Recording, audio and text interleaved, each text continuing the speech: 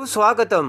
लग्नाची बेडी मालिकेच्या आजच्या भागामध्ये आपण पाहणार आहोत की आता मधू ही राघवकडे येते आणि राघवला म्हणते की राघव, अरे आपण एखाद्या हॉटेलमध्ये जाऊन राहूयात का? तेव्हा राघव म्हणतो की माझी जखम अजून भरलेली नाही आहे आणि मलाही इथे राहायची इच्छा नाही आहे. राघव म्हणतो की अगं, मला थोडं जरी एक्स्ट्रा मोमेंट झाली ना तर त्रास होतो आणि ही गोष्ट डॉक्टरांना सुद्धा माहीत असल्यामुळे ते सुद्धा परमिशन देत नाहीये. तर मधू म्हणते की मी समजू शकते. राघव, मी तुला एक प्रश्न विचारू का? तेव्हा राघव म्हणतो विचार ना. मधू म्हणते की सिंधू जिवंत आहे हे तू मला का नाही सांगितलं? तेव्हा राघव म्हणतो की हे मलाच माहीत नव्हतं. मी माझी ड्युटी आणि कर्तव्य करण्यासाठी सावी आणि तिच्या आईला वाचवायला आलो होतो. राघव म्हणतो की मग इथे येऊन हे असं काहीतरी घडेल हे मला वाटलं नव्हतं. आणि जेव्हा मी सावी आणि तिच्या आईला वाचवायला आलो तेव्हा सावीची आई दुसरी तिसरी कोणी नसून सिंधू असल्याचे जेव्हा माझ्या समोर आले तेव्हा तुझ्या इतकाच मी शॉक झालो होतो मधू, असे आता राघव मधूला बोलतो. त्यावेळेस मी तिच्यासोबत काहीही बोललो नाही आणि विनूला घेऊन मी निघून जात असताना मग तिने पाठीमागून येऊन माझा जीव वाचवला. तेव्हा या परिस्थितीमध्ये मी काय करायचं तू सांग मधू. तुला वाईट वाटलं असेल पण मी काहीच करू शकत नव्हतो. तर मधू म्हणते की अजून तरी आपल्यामध्ये काही नातं नाही आहे. तेव्हा मैत्रिणीच्या नात्याने मला तुला विचारायचं आहे, अजूनही तुझ्या मनात सिंधूविषयी फिलिंग्ज आहेत का राघव? राघव म्हणतो की माहीत नाही, कारण मी तुझ्या अशा प्रश्नांचं उत्तर देऊच शकत नाही. राघव म्हणतो की मधू, माझ्याच मनात एवढे प्रश्न आहेत ना की ते मी तुला सांगूच शकत नाही. राघव म्हणतो की सिंधू इतक्या वर्षे जिवंत होती पण तिने मला कॉन्टॅक्ट केला नाही आणि तो का केला नाही हे सुद्धा मला माहिती नाही. ती एकटी होती, काय करत होती, कशी होती हेच मला माहीत नाहीये. त्या मंगेशचं आणि सिंधूचं काय नातं हे देखील मला माहीत नाही. तेव्हा आत्ता या क्षणाला मी तुला काहीच सांगू शकत नाही, असे राघव मधूला बोलतो. तेव्हा मंगेशने कसा सिंधूचा हात धरला हे सर्व आता राघवच्या डोळ्यासमोर येतं. राघव मधूला म्हणतो की आपल्यातलं नातं बदलणार नाहीये. मला आता माझ्या सगळं सोडून पुढे जायचंय आणि नवीन आयुष्याला सुरुवात करायची. तेव्हा मधूला मोठा आनंद होतो. राघव म्हणतो की इथून लवकरच आपण आपल्या घरी पुण्याला जाऊ आणि मग आपण आपलं नवीन आयुष्याला सुरुवात करू, असे म्हणत राघव आता मधूचा हात आपल्या हातात घेतो. राघव म्हणतो की आजपर्यंत सिंधू आपल्यासाठी मेली होती आणि इथून पुढेही तसंच राहील. तेव्हा मधूला अजूनच आनंद होतो. इकडे आता रत्नपारख्यांच्या घरी सर्वजण जेवायला बसलेले असताना अन्वी पळतच तिथे येते आणि टेबलवर बसून तिच्या कानात हेडफोन घालते. तेव्हा राजेश्री म्हणते की अन्वी, फोन बाजूला ठेव बरं आणि सगळ्यांसोबत जेवण करून घे. अन्वी म्हणते की आई आजी, मी अशीच जेवते, नाही तर मला जेवण जात नाही. हॉस्टेलला असताना सुद्धा मी सिरियल्स किंवा रील्स बघत बघतच जेवते. तेव्हा काकू ही अन्वीकडे बघू लागते. मला आता त्याची सवय झाली. तेव्हा ऋषभ म्हणतो की तू आमच्यासोबत त्याच्याऐवजी गप्पा मारू शकतेस अन्वी, आणि तू आल्यापासून आमच्यासोबत गप्पाच मारल्या नाही, तेव्हा आम्हाला सुद्धा तू तुझ्या आवडीनिवडी वगैरे सर्व काही सांग ना, असे आता ऋषभ अन्वीला बोलतो. ऋषभ म्हणतो की तुझं हॉस्टेल लाईफ कसं होतं? तेव्हा अन्वी म्हणते की ते खूप छान आहे, इथल्यासारखं जेलसारखं वातावरण नाही आहे. तर काकू लगेचच अन्वीला म्हणते की अन्वी, तुझा फोन माझ्याकडे दे. तेव्हा अन्वी म्हणते की काय म्हणायचं तुम्हाला? माझ्या बाबांनी सुद्धा माझा फोन आजपर्यंत मागितला नाही, तेव्हा मी तुम्हाला देणार नाही. तेव्हा काकू म्हणते की जोपर्यंत ती अन्वी फोन देत नाही तोपर्यंत तिला जेवायला द्यायचं नाही. तर ऋषभ म्हणतो की जाऊ दे ना काकू. तेव्हा जाऊ दे ना कसं? प्रत्येक घरात काही नियम असतात, तेव्हा अन्वीला हे सर्व करावंच लागेल. काकू म्हणते की अन्वी, मी आल्यापासून बघते तू कशी वागते आणि कशी बोलते. घरातल्या मोठ्यांशी कसं वागायचं तुला कळतंय का काही? काकू म्हणते की घरातले सुद्धा काही नियम असतात आणि ते सर्वांनी पाळावायचे असतात. अन्वी म्हणते की मी जेवले काय आणि नाही जेवले काय तुम्हाला काय फरक पडतो? तेव्हा काकू म्हणते की फरक पडतो, तू माझी नात आहेस अन्वी. तेव्हा अन्वी म्हणते की मला तर तू आजी वाटतच नाही, तू या जेलची जेलर असल्यासारखं वाटतंय. ते ऐकून काकूला मोठा धक्का बसतो.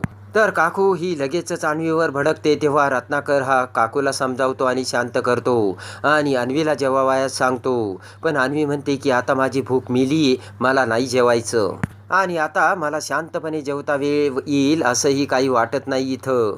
तर अन्वी म्हणते की तुम्ही आता म्हातारे झाले आहेत, तेव्हा आता राहिलेलं आयुष्य तुम्ही सुद्धा सुखात जगा आणि दुसऱ्याला सुद्धा जगू द्या. ते ऐकून सर्वांना मोठा धक्का बसतो.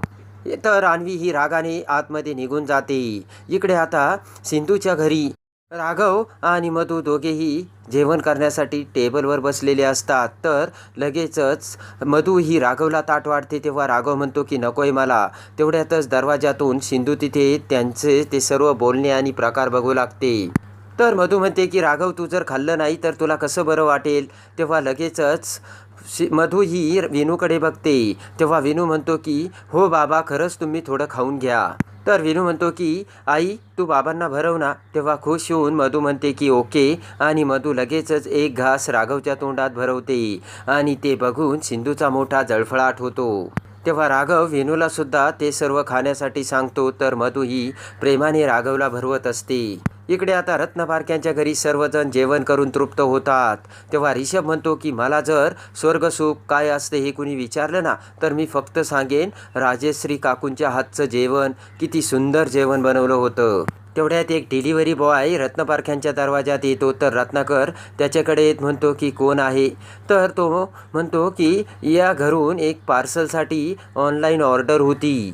तर रत्नाकर म्हणतो की कोणती. तेव्हा तो डिलिव्हरी बॉय म्हणतो की बर्गर.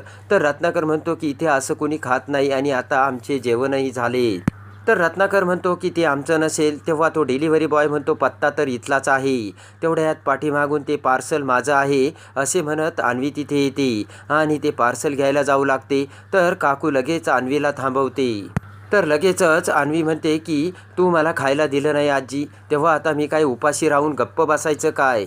तेव्हा ऋतुजा म्हणते की तुम्ही आत्ताच वेळेस काहीतरी करा नाही तर ही मुलगी आपल्या घराचे धिंडवणे काढेल. कशी विचित्र वागते ती. तेव्हा काकू म्हणते की अन्वी तुला वागायची पद्धत माहितीच नाही आहे आणि जर तुला या घरात राहायचं असेल तर तुला या घराचे नियम पाळावेच लागतील. तुझं हे असं वागणं मी या घरात खपून घेणार नाही. काकू म्हणते की जर तुला जेवायचं असेल तर डायनिंग टेबलवर जाऊन बस. तिथे तुला राजेश्री जेवण वाढेल. तेव्हा लगेचच अन्वी म्हणते की मी या घराला खरंच नाव दिलं आणि ते म्हणजे जेल. आणि बोट करत अन्वी ही काकूला म्हणते की तू इथली जेलर आहे. तेव्हा ते ऐकून सर्वांना मोठा धक्का बसतो. तर काकू म्हणते की गप्प बस. तेव्हा अन्वी म्हणते की नाही बसणार. तू जसं माझ्या आईला कंट्रोल करण्याचा प्रयत्न केला तसेच तू मला कंट्रोल करण्याचा प्रयत्न करतेस ना. अन्वी म्हणते की माझ्या आईची आज जी अवस्था आहे ना ती फक्त तुझ्यामुळे आहे आणि तू आज मलाही कंट्रोल करायला चालली आणि या घरालाही तू कंट्रोल करायला चाललीस आजी. जोराने अन्वी ओरडत म्हणते की तू जसं तिचं आयुष्य डिस्ट्रॉय केलं आहे तसं मी माझं आयुष्य तुला डिस्ट्रॉय करू देणार नाही आहे. कळलं का तुला. तेव्हा काकू ही अन्वीकडे बघतच राहते. अन्वी म्हणते की प्लीज माझ्यापासून बाजूला आणि दूर राहा असे म्हणत अन्वी रागाने आतमध्ये निघून जाते. तर आता इकडे राघव हा सकाळी झोपेतून उठतो. तर इकडे राघव उठून बसताच लगेच सिंधू तिथे येते आणि राघवला म्हणते की मी कुठे जरी गेले ना तरी मी तुमच्याकडेच येणार आहे. ते ऐकून राघव खूप खुश होतो आणि पटकन सिंधूचा हात धरत सिंधूला आपल्याकडे ओढतो आणि म्हणतो की खरंच सिंधू तू माझ्याकडे परत आलीस. तर सिंधू म्हणते हो. तर सिंधू म्हणते की राघव असं हिरमुसलेपणाने राहू नका. आत्ताच कुठं आपलं आयुष्य सुरू झालंय आणि आपल्याला खूप वेळ एकत्र राहायचंय. तर लगेचच राघव हा सिंधूच्या अगदी जवळ येऊन सिंधूचा केस घेऊ लागतो. तेवढ्यात गाणे गुणगुणत सावी आणि विनू तिथे येतात. तेव्हा राघव आणि सिंधू दोघांकडेही बघतात.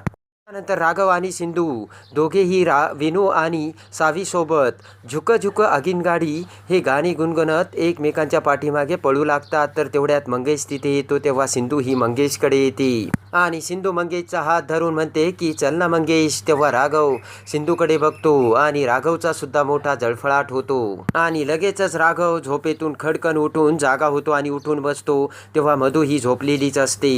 तर आता इकडे मधू ही सिंधूकडे येते आणि सिंधूला म्हणते की आम्ही जाऊ शकतो का. तेव्हा सिंधू म्हणते की डॉक्टर या नात्याने मी एवढंच सांगते की अजून त्यांची जखम भरलेली नाही आहे. तेव्हा तुम्हाला जर जायचं असेल तर तुम्ही जाऊ शकता पण तुम्हाला काळजी घ्यावी लागेल राघवची. तर राघव दरवाजात येऊन सिंधूचे ते बोलणे ऐकतो. तर तेवढ्यात राघव हा सिंधूला म्हणतो की माझा जीव वाचवल्याबद्दल थँक्यू आणि मी माझ्या फॅमिलीला घेऊन इथून निघतोय. तेव्हा सिंधू ही राघवकडे बघते. तर लगेचच राघव हा मधूचा हात सिंधूसमोर आपल्या हातात घेतो आणि तेथून जाऊ लागतो. तेव्हा सिंधूला मोठे जलस फील होते आणि सिंधू ही राघव आणि मधूकडे बघू लागते. तर मधू ही सिंधूकडे हसतच राघवसोबत जाऊ लागते.